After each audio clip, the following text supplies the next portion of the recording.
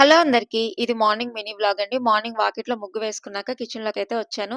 ముందు రోజు నైటే ఇడ్లీ పిండయితే రుబ్బి పెట్టుకున్నానండి. ఇప్పుడు బ్రేక్‌ఫాస్ట్ కావాల్సినంత పిండి బయటుంచుకొని, మిగతాదంతా ఫ్రిడ్జ్‌లో అయితే పెట్టేస్తాననమాట. ఇంక ఫస్ట్ స్టవ్ వెలిగించి పాలైతే పొయ్యి మీద పెట్టుకున్నానండి. తర్వాత ఇంకో పక్కేమో చట్నీ కోసమని పల్లీలైతే ఫ్రై చేసుకుంటున్నాననమాట. పల్లీలు ఫ్రై అయిపోయిన తర్వాత అదే మూకుట్లో క్యారెట్ ఫ్రై అయితే చేస్తున్నానండి లంచ్ బాక్స్ కోసం.